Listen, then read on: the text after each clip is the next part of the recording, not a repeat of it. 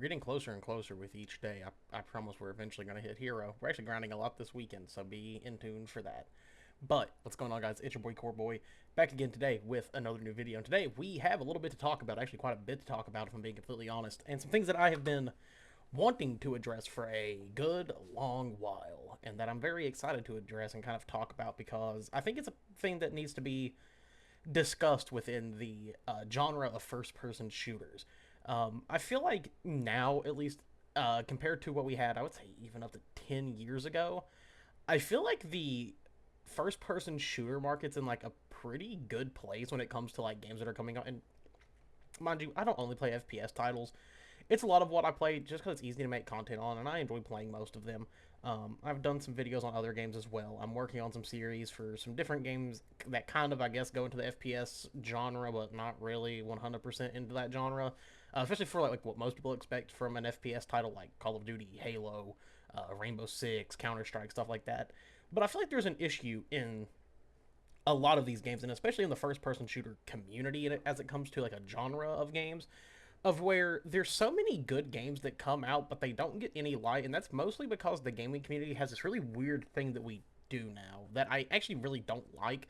It's something that I can't stand to do, and that's the whole dead game like conversation of if this game doesn't have as many players as this really popular game, for example, Call of Duty, it's instantly a dead game. If y'all remember, this was an issue even earlier this year when X Defiant came out, and while I think X Defiant's in a kind of rough spot, I'm hoping Season 2 does kind of fix that, because that game does have a lot of fucking potential to be a phenomenal FPS title. But right from the get-go, when the first beta even came out for that game, it was just, oh, dead game, Call of Duty exists. And like, yeah, but you aren't even allowing games to flourish out and actually show what they are capable of. Instead, we're just instantly saying this game is dead, which automatically affects how that game performs. And the people are not really understanding of that. If all you ever hear is dead game, dead game, dead game, dead game, then it actually does affect the community around the game. So they're like, oh, well, no one cares about it. Why the fuck would I want to play it? Especially in an era where people are trying more than ever to be content creators, and I guess I fall into that as well. Even though I don't really like to say stuff like that about games or talk about what games are dead and not. I just like to talk about video games. This is my one outlet where I can fucking do that. I get to play my favorite game, which is Halo, and I get to talk about other games that I love as well, or games that I'm excited about, because I look forward to those things.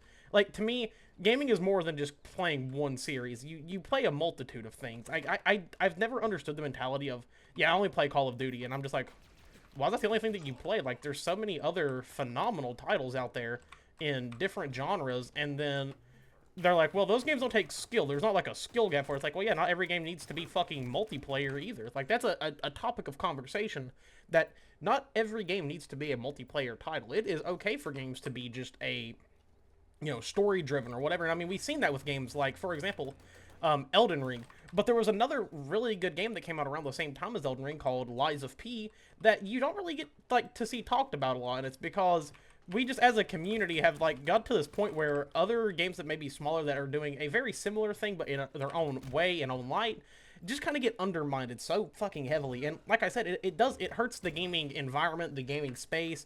It hurts dev teams as well. And I mean, we've seen it time and time again.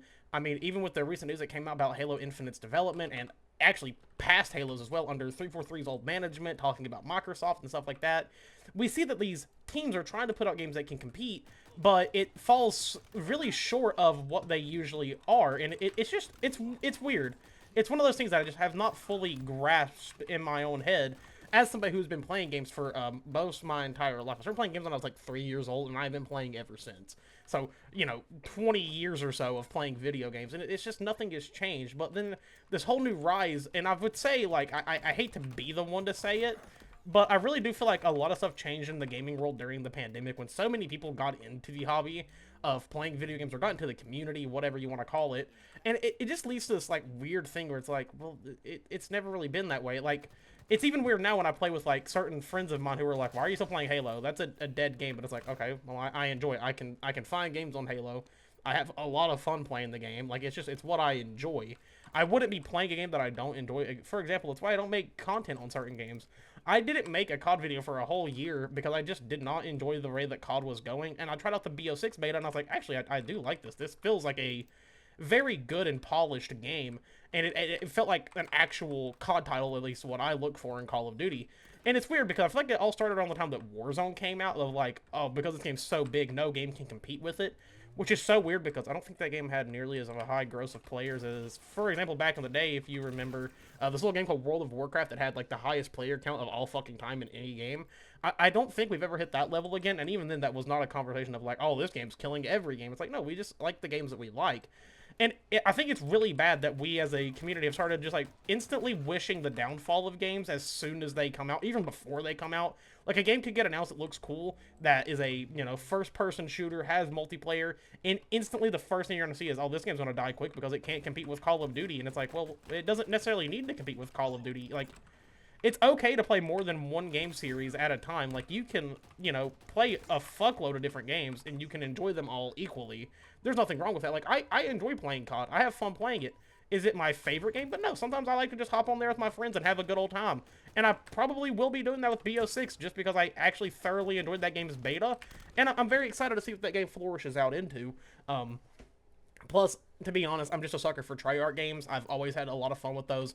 I mean, some of my first Call of Duty, I remember having like extreme experiences on that, like I like vividly remember are games like Black Ops 1 and Black Ops 2, World at War, stuff like that. Like those games are just deep rooted in my brain forever as like fundamental games for who I am and like what got me into gaming, for example. I don't know how that did hit him, but okay.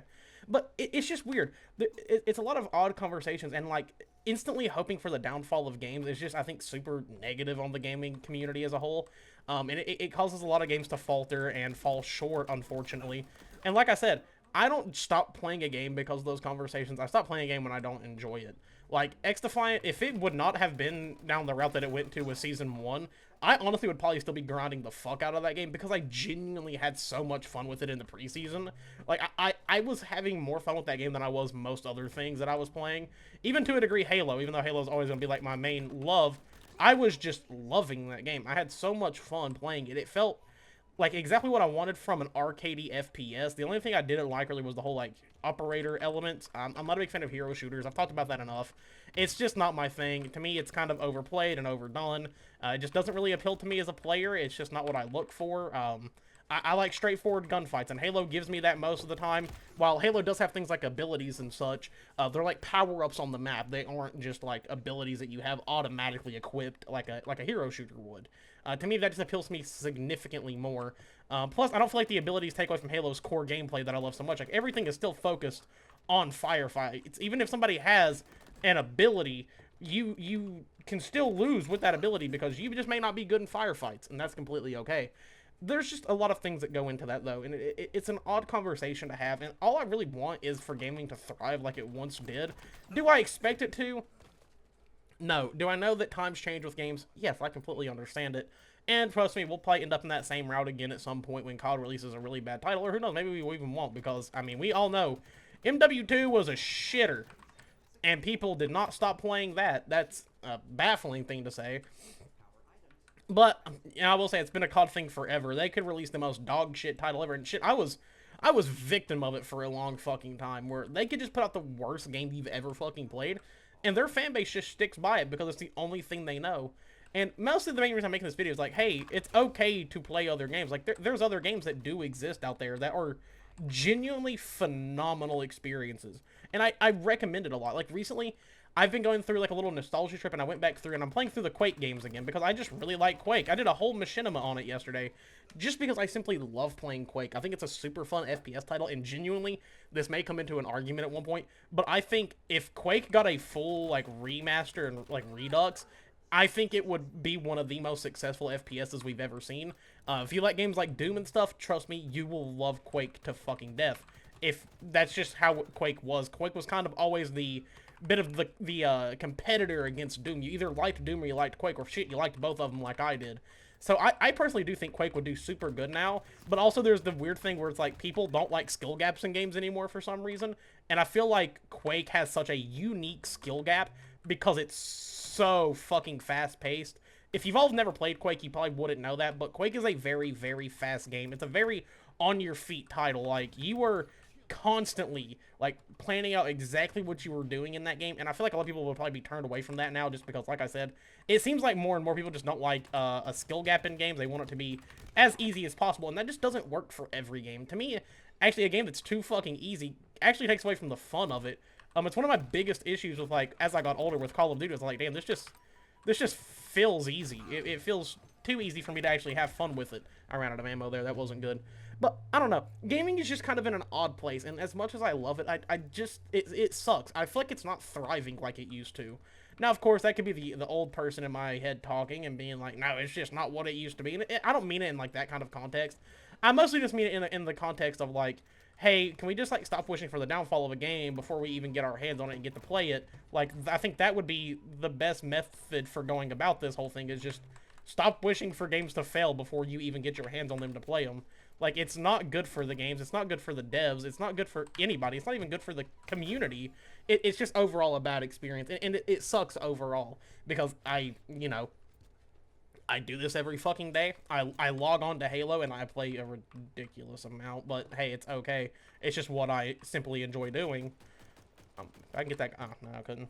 But I don't know. It's just a weird conversation to have, and it's unfortunate just because of how much I do care about this whole thing. I care about gaming in a way that I don't care about most things, other than music, really, which that's not even a conversation I'm gonna fucking have here. I already have a whole place where I can talk about music and everything, and also on stream as well, but I don't know. I feel like gaming is just in a really weird spot, and I wish we would actually allow more games to actually thrive and to exist instead of instantly before they come out or even during a beta phase being like, dead game.